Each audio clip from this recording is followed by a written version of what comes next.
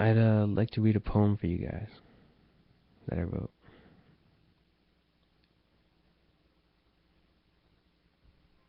I'm a mush, a slush, melted down into a puddle. My anchor broke and I've been flung away in the spunny barge.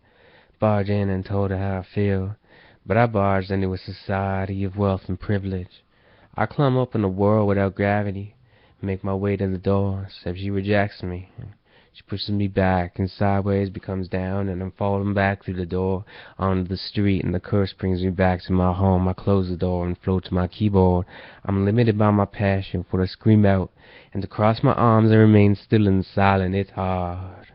Harder than granite when it crumbles and the house of cards floats away, up, down. Let's address the issue head on. My head is gone. I float in stars. The fire poured into me and drawn through my veins.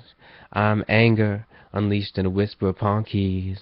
Yet none of that matters, for this is drawn down, not into form, and speaking back to me like a robot. Maybe these sprawlings are a robot, because the words and pages reflect back to me like the photos becoming mirrors. I want to scale this pit I've fallen into. Yet my hands are caked with too much mud, and if a star were to collapse, you would get nothing but darkness. How is what I feel any different when these spirals turn into areoles around the center, forcing me in? I must build walls and barricade these terms such as, it's alright, it's fine, but it's not. I get more wounded each day, and yet I heal and I push forward. Growing into my strongest form, I must never break. I'm bound in my fate, but upon these bounds my arms have grown into shields up between me and the others.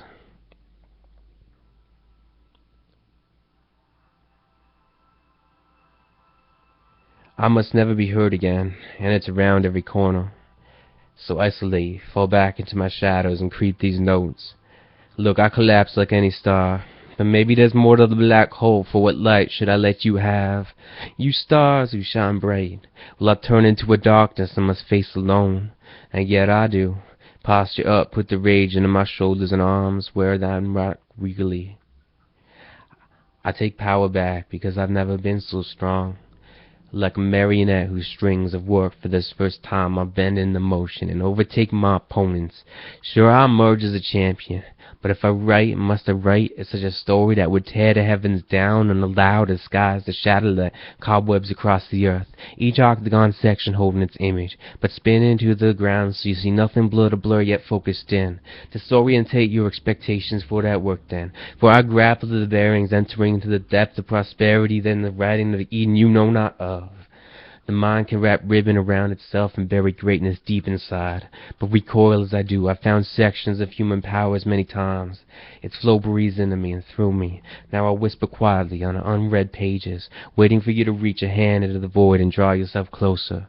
What is society but a bleak transmission between the masses? A cluster of regard for one another, I speak of the other know not of.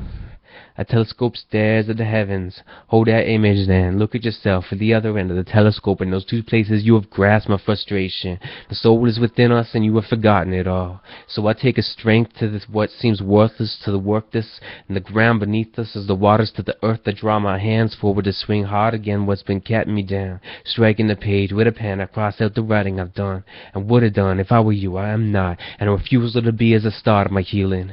A broken stallion mended by the angels of the heavens. And arises this and hit a great stride, for nothing will break the reach up of a flower bending to get a glimpse of the sun. For the flower stares at the sun all day, trying to become stronger when the heavens embrace the warmth of light. I spin in confusion, I see nothing but polarity in opposition to mine. Be not strong, be soft. Be not the best, but join the masses in the sleep of commonality. Come back to us, to the boots of its oppressors. Let media fill your mind with the tedium, bewildered by any but the most striking thoughts and ideas, on the very land you grew up in. I may have been raised here, but I reject everything, all of it. I've had no pride in what is, and I find it hard to envy you yours.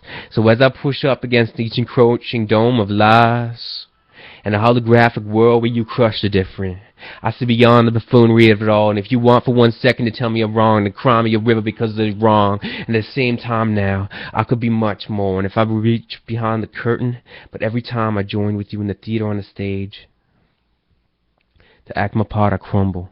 Before the moon money comes into my hand, I'm defeated by the multitude zigzagging past me on the sidewalk. Each person is a bend on reality, a new anomaly of perspective, and yet home yours is the only one truth. The world for me wasn't this easy. Why should I surrender to optimism? Society left me in a broken corner of little return. But I do want to return to bring you this message from the multitude of suffering. They got a demand, like you look back in yourself and let back at me what an answer is not.